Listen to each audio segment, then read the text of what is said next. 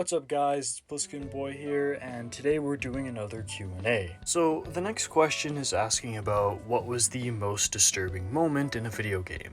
Something that kept me from playing the game because it messed with my head so much. Now, when it comes to disturbing content, I tend to get more interested than I do recoil away from it, and that's this weird kind of obsession, I guess you could say, I have with like human depravity, where like it sickens me and it bothers me, but I still force myself to watch, experience, or whatever the hell it is. Now with video games, I can't think of a lot of moments that genuinely disturbed me. However, there's one that comes to mind. Now, I don't know how many of you have played Alice Madness Returns. This is a game that I've been wanting to talk about for a very long time. I haven't made a proprietary video for it, however, because my recording equipment has still not been replaced. But this is definitely a game that I want to talk about at some point. However, why this is relevant is that this game here, its main plot reveal, and the general story and presentation was probably that one game that really kind of shook me a little bit when I realized what was going on. I first experienced this when I was about 12 to 13 years old, around the same time where I started getting into stuff like Dead Space and such. But yeah, Alice Madness Returns and its narrative and how it takes all these fantastical fantasy horror sites and compares it or contrasts it to a very real horror that's masked underneath all this fantasy stuff really messed me up. But again, nothing really stopped me from ever playing the game. It just made me want to play it even more. So our next question comes from Atomic Pliskin, and he's asking, how did I come up with the name Pliskin Boy for the channel? Now, I originally put this channel together right at the start of 2019. I realized that my PS4 had a record function, and I was like, holy shit, I can actually record gameplay and upload stuff to YouTube, something I've been dreaming of doing since, I think like 2012, 2013, I had an interest in doing that kind of stuff. So when I was making the channel, I originally wanted to be Iroquois Pliskin, however that was taken. And then I tried Pliskin JG, and that was also taken. Now, towards the end of 2018 and the start of 2019, there was a meme going around with every time Kratos would say boy in the God of War games, and there was also a meme with these like hyper distorted emojis where it would go boy, but it was spelled B-O-I, and they fused together at one point, and that's what I found funny at the time. So when I was making the channel and none of the other Pliskin names were working, I really wanted to be called Pliskin, and I figured, okay, let's just try Pliskin Boy. And yeah, it worked out. So a combination of my love for Metal Gear, names not being available, and just the memes at the time in which this channel was created. Now we got a big question from Jumbus asking how I feel about Silent Hill Origins, since that's the only one that tends to get, credit as being the post-Team Silent Hill games for, being good. The truth is, I've never really played it. I've never even really played Downpour. The only non-Team Silent Hill game I've ever played has been Homecoming. When I played it as a kid, I saw it in a store, in this weird kind of like basement store in New York. I found a copy of Halo 2, I found a copy of Dark Souls, and I saw a copy of Silent Hill Homecoming. Now, I had never played a Silent Hill game. I've always been interested, but like I never really picked up any survival horror games as a kid. Dead Space 2 was like the first kind of scary game that I ever bought. So I picked up Homecoming because I wanted to see, okay, what is Silent Hill about? Like, what is going on here?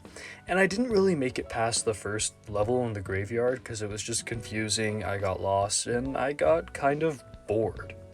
So I didn't play Silent Hill for a while because of that, and it wasn't until 2021 that I actually went and played Silent Hill 3 and played that to completion and really enjoyed it. And then I played Silent Hill 2 after, and now I'm making my way through Silent Hill 4.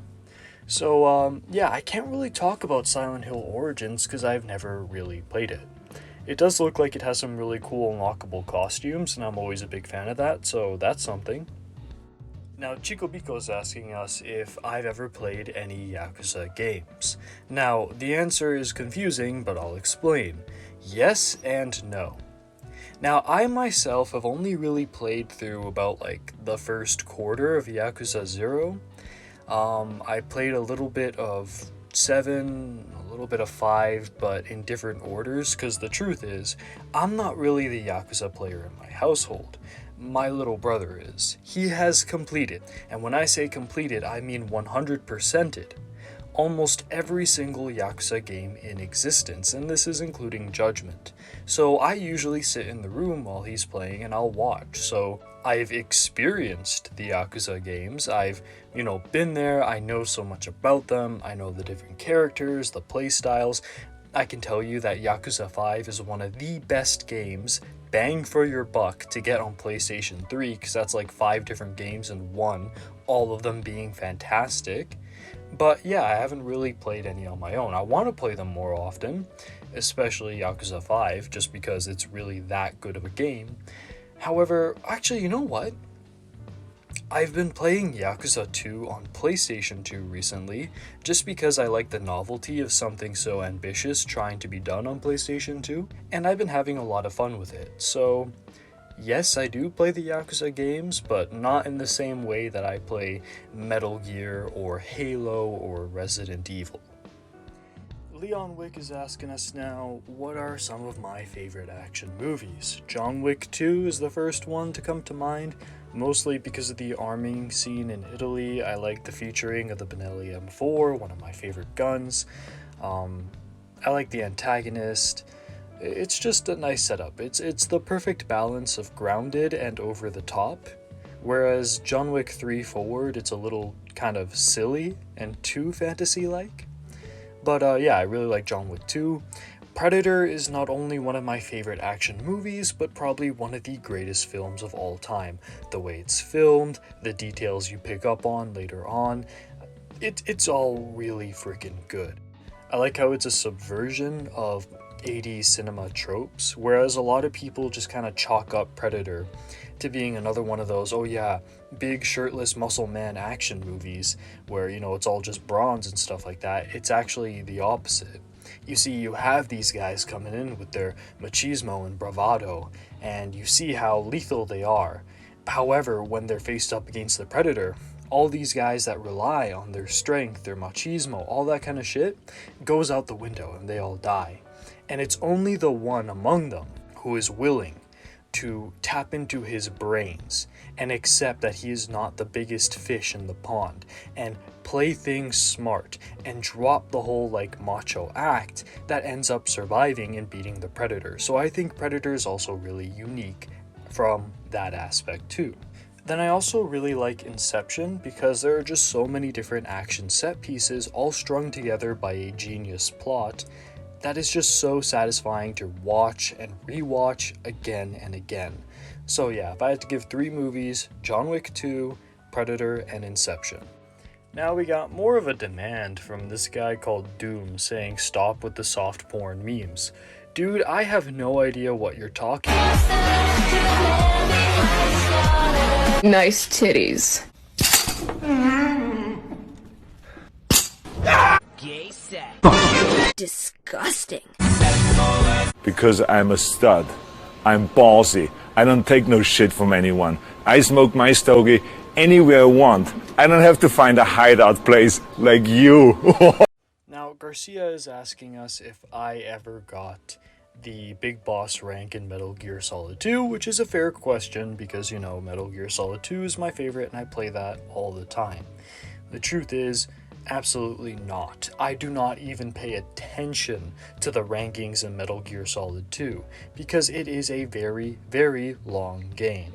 Maybe during the tanker section exclusively I would try to go for that, but we've had this discussion before where I think shorter games that are more replayable are a lot more fun when you have these kind of ranking systems. It's the same way why I will S-rank every difficulty in Resident Evil 3 Remake, but you could not find me ever trying that with the Resident Evil 4 Remake. Once a game is too big, I stop caring about those smaller kind of accolades. Alright, we got another question from Samuel asking if I've ever owned a gun in real life, and the answer is absolutely not. Where I've been living for the past couple years, it's not legal to own a gun for self-defense. And since I would not own a gun for any other purpose than self-defense against another human being, there's no real reason for me to get a gun. I'm not really the type to collect these things. I'm not really the type to go to competitions for any other reason than training. Like, the only times I've done competitive shooting has been when I'm at a range doing training and there's a competition area there and they're like, oh yeah, you can pay a fee and then give it a try. And I do it because practicing accuracy and speed together under pressure is good training. But yeah, I don't really live in a country where I can get stuff for self-defense. Maybe once I'm living somewhere where that's allowed, I'll do that, but it all depends. So now we got another question from Flint to Flinter asking if I like any open world crime games like GTA or Saints Row. Now, Saints Row the 4th, I have a special connection with because when I was about 14 years old, I bought a copy of that on PlayStation 3, and I had a lot of fun with it. It definitely hasn't aged well in my eyes, and I'm not really as interested in it, but there was a time and place where Saints Row really was the shit in my world. GTA, I've always played when friends were around because they were really into it, and I've gone back and I've picked up stuff like Vice City and San Andreas because, oh my god, these are just the legendary games that are so good, but I honestly don't like them. Vice City and San Andreas play like shit. Outside of the driving and the cheat codes, I don't have a lot of fun with them. Same goes for GTA 4.